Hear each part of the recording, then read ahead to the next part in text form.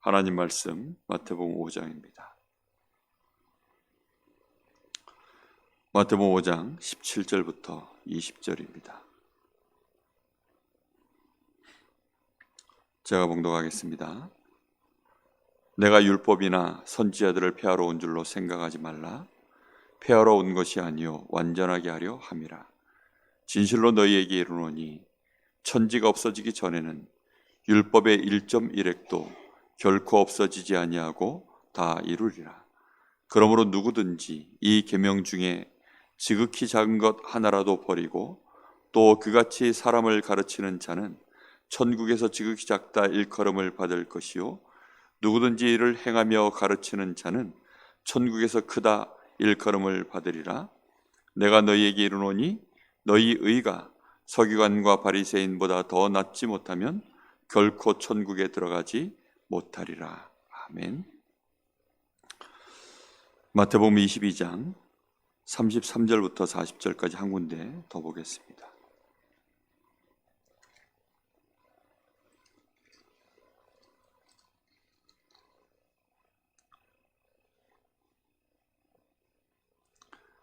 (34절부터) 22장 34절부터 40절입니다.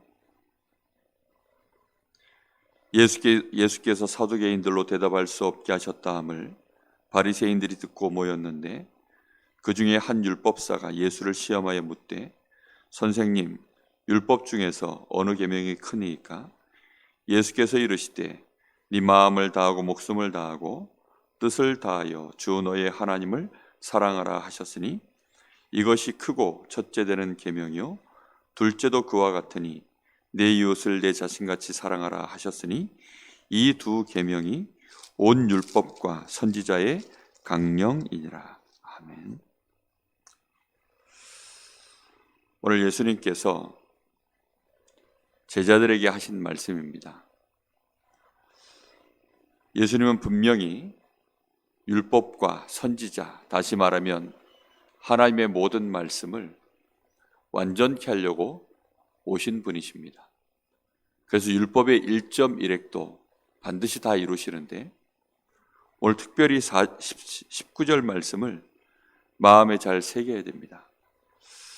누구든지 이 계명 중에 지극히 작은 것 하나라도 버리고 또 그같이 사람을 가르치는 자는 천국에서 지극히 작다 일컬음을 받을 것이요 누구든지 이를 행하며 가르치는 자는 천국에서 크다 일컬음을 받으리라. 이렇게 말씀합니다. 그냥 작은 것이 아니라 어떻게 작다고요? 지극히 작은 자다라고 말씀합니다. 지극히 작다라는 것은 그 사람의 그릇을 말하는 것이기도 하고 그 사람의 수준을 말하는 것일 수도 있고 실제 그 사람의 이 세상적으로 보면 어린아이 이런 의미로 표현할 수도 있습니다. 그런데 누구를 보고 예수님 그렇게 얘기하셨죠? 작은 것 하나라도 누구든지 이 계명 중에 지극히 작은 것 하나라도 지극히 작은 거면 율법 중에 얼마나 작은 것일까요? 아마 가장 작은 것, 그 계명 하나라도 너희가 버리고 또 지키지 않고 내가 지키지 못하니까 그냥 너도 안 지켜도 돼. 안 지킬 수 있는 방법을 간구했겠죠. 그래서는 넘어가고 그런데 만약에 그러면 오늘 예수님이 제가 22장을 굳이 읽은 이유는 바리새인 중에 한 율법사가 일어나서 예수님께 계명 중에 그러면 가장 큰 게 뭡니까? 그랬더니 예수님이 크고 첫째 되는 계명이 네 하나님을 마음을 다하고 뜻을 다하고 목숨을 다하여 사랑하는 것이다. 둘째도 이와 같으니 그럼 첫째와 둘째가 가장 큰 계명 첫 번째, 두 번째 큰 계명 뭡니까? 둘째가 바로 내 이웃을 네 자신과 같이 사랑하는 것이라고 말씀합니다. 그럼 만약에 진짜 우리가 하나님을 우리의 마음을 다하고 뜻을 다하고 목숨을 다하여 사랑한다면 천국에서 가장 어떤 자가 될까요? 큰 자가 되는 것입니다. 그 사람에게는 당연히 뭐도 클까요? 응답의 그릇도 이 땅에 있는 동안 클 수밖에 없지요. 하나님이 우리를 사랑하셔서 이 땅에 친히 오셔서 만 백성을 구원하시려고 그리스도로 오셔서 십자가에 못 박혀 죽으신, 독생자를 아낌없이 내놓으신 하나님의 그 사랑을 아는 자, 그래서 이 복음을 증거하고 영혼을 구원하는 일에 정말로 내 자신을 사랑함과 같이 그렇게 아낌없이 사랑할 수 있는 자, 그 사람이 천국에서 어떤 자입니까? 가장 큰 자입니다. 그래서 우리가 정말로 응답을 받느냐 못 받느냐, 어느 정도 크기로 받을 것이냐, 얼마만큼 쓰임을 받을 것이냐, 하나님이 얼마만큼 역사를 우리를 통해서 이루실 것이냐, 그것은 바로 이 말씀 안에서 비춰보면 간단하게 알 수 있습니다.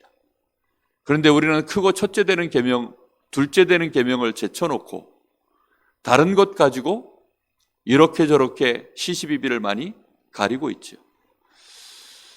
부부간에도 가장 크고 첫째 되는 계명이 그러면 무엇일까요? 부부간에도 당연히 하나님을 사랑하는 것, 그리고 자기 자신을 사랑한 것 같이 자기 남편을 사랑하고 자기 아내를 사랑하고, 또 내 자녀를 사랑할 때는 어떻게 될까요? 하나님을 사랑하고 그리고 내 자녀를 사랑하는 것입니다. 그럼 우리가 서로 사랑할 때에는 하나님을 사랑해서 나오는 사랑이니까 당연히 무엇이 항상 중심이 되어져서 서로를 사랑할까요? 이건 이렇게 하면 안 되고 저거 저렇게 하면 안 되고 이렇게 정죄하는 것이 아닙니다. 뭔가에 대해서 너는 이렇게 하면 이렇게 해서 안 되고 저렇게 해서 안 되고 이런 것이 아니고 딱 하나입니다.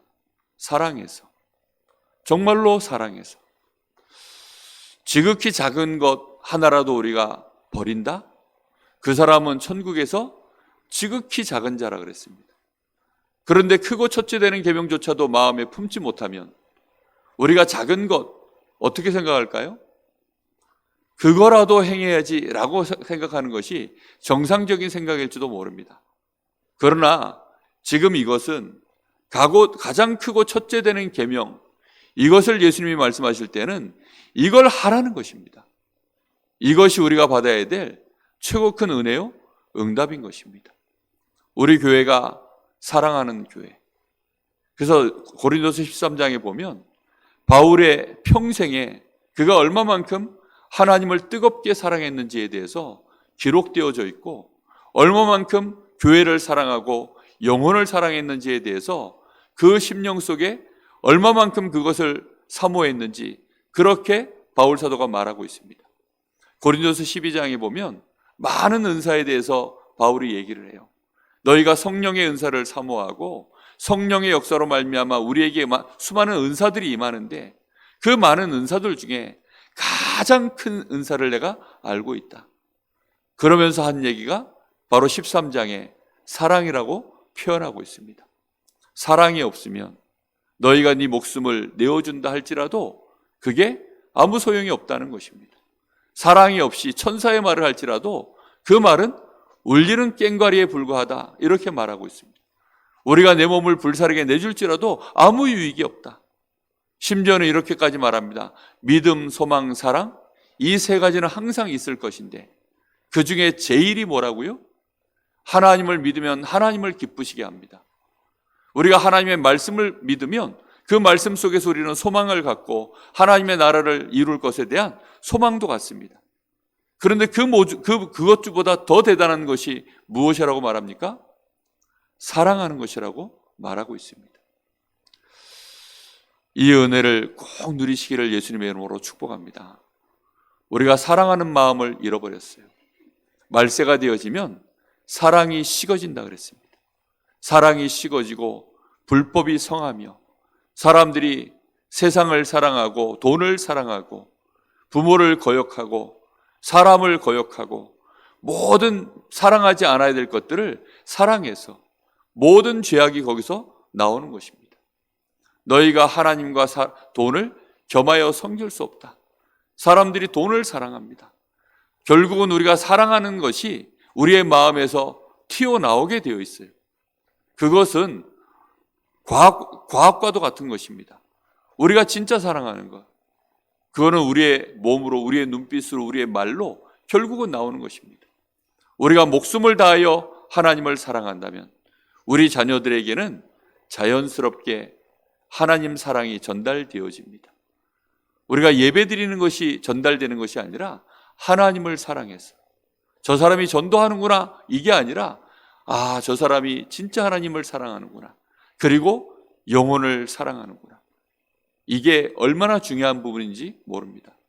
저는 지금도 그래서 제 마음속에 고민입니다. 제가 문득문득 나는 정말 하나님을 사랑하는가, 이런 고민을 해봐요. 정말 나는 영혼 구원을 내 마음속에 이게 소원인가, 문득문득 하나님 앞에 질문을 던져봅니다. 그런데 흡족하지가 않아요. 그냥 강제로, 그래, 내가 하나님을 사랑하는 사람 맞지, 그래, 내가 복음 전하는 일에, 이 영혼 구원하는 일에 내 중심 속에 그 마음이 있지.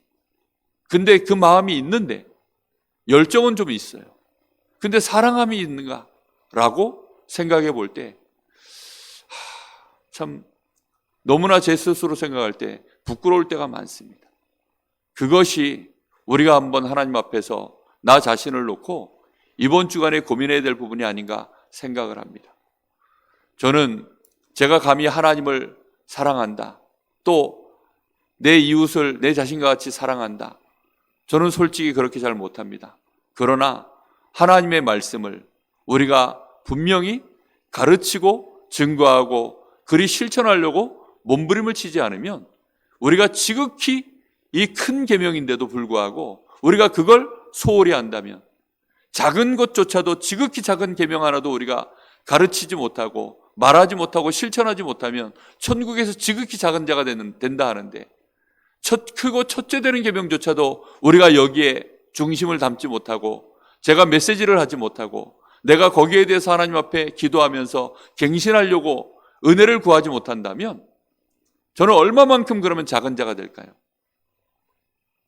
아마 역대로 가장 작고 작은 자, 심지어는 구원받지 못한 사람일 수도 있겠다, 이런 생각이 듭니다. 우리가 하나님 사랑하죠. 당연히 다른 영혼들 구원하는 일에 우리의 마음이 있습니다. 그런데 이번 한 주간 동안 저는 이 말씀 앞에서 저 자신을 많이 비춰보고 있습니다. 우리는 미워하는 것이 쉬워요. 악을 행하는 것이 쉽습니다.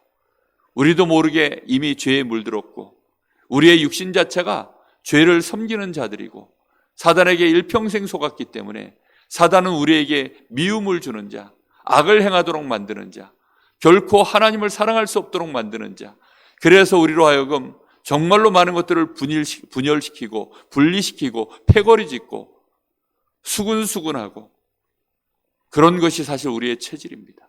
그러다 보니까 성령의 감동 말고는 도저히 안 되는구나, 성령의 충만함을 받지 않고서는 바뀔 수 없구나, 하나님의 말씀을 붙들고 기도하고 그것을 사모하고 정말로 묵상하지 않고서는 내 마음, 생각, 내 영혼 절대로 이게 바뀔 수 없구나. 그래서 우리는 진짜 기도하셔야 됩니다. 하나님께서 네 원수까지도 사랑해라. 하나님을 진짜 사랑하면 가능할 줄로 믿습니다. 하나님의 은혜를 진짜 우리가 누리게 되면 가능하게 될 줄로 믿습니다. 특히 아내들이 남편을 보고 왼수덩어리라고 하는 분들이 참 많아요. 누구나 다 그런 마음이 있을 것입니다. 왜냐? 가까이 지내기 때문에. 함께 오랜 세월을 지내다 보면 나하고 안 맞는 부분들, 심지어 나하고 아예 그냥 극과 극인 이런 것들을 너무 많이 보게 될 것입니다. 남편들도 마찬가지죠. 그러다 보니까 서로 더 악해지기 전에 헤어지자, 그래서 부부들이 이혼하는 경우도 정말 많습니다.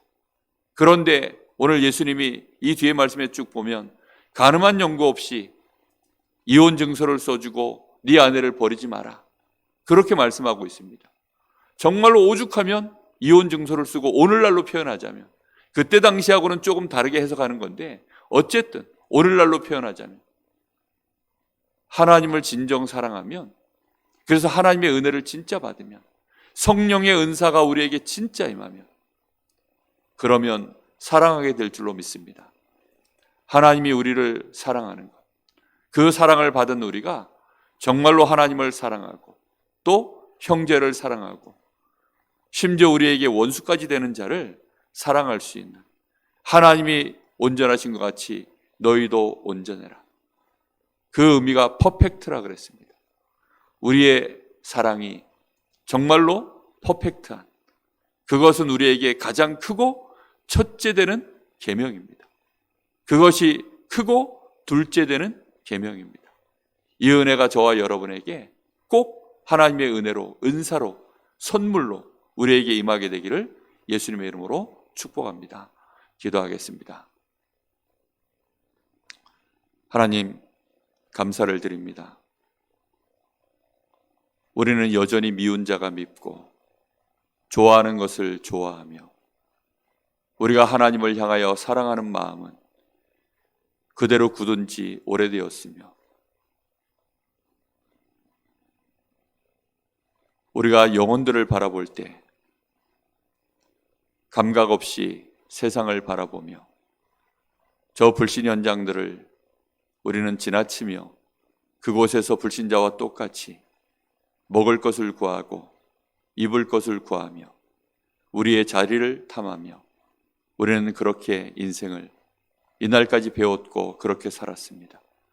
그러하기에 하나님을 사랑할 줄 모르고 결국은 십자가의 도에 원수된 자로 우리도 모르게 순간순간을 살아갈 때가 많음을 고백합니다. 오늘 간절히 간구하오니 가장 크고 첫째 되는 계명, 하나님을 사랑하게 하시되 마음을 다하게 하시고 우리의 뜻을 다하게 하시며 우리의 목숨을 다할 수 있는 하나님의 은혜가 성령의 감동으로 우리에게 임하게 하시고, 우리의 말이 복음을 전했는데도 심지어는 예수 그리스도, 이 십자가의 하나님의 최고의 사랑을 전하는데도 울리는 꽹과리가 되지 아니하도록 하나님 저희들의 심령에 영혼을 사랑하는 마음 회복시켜 주시길 간절히 소원합니다. 특별히 하나님, 정말로 우리가 12월 24일을 앞두고 성탄 캠프를 준비합니다. 우리 모든 성도들, 중직자로부터 우리 목회자들, 특히 우리 렘넌트에 이르기까지 하나님을 사랑하고 내 이웃을 사랑하여서 정말로 캠프에 우리가 중심을 담을 수 있도록 하나님 저희들의 심령을 치유하시고 은혜를 부으시며, 정말로 이번에 하나님의 사랑이, 하나님의 나라가 성령의 역사로 일어날 수 있도록 하나님 축복하여 주시옵소서. 진정으로 하나님께 영광을 돌리게 하시고 이 땅에 하나님이 기뻐하신 사람들 찾아내게 하사 그들 가운데 참 평화가 임할 수 있도록 주님 축복하여 주시옵소서. 살아계신 예수님의 이름으로 기도하옵나이다.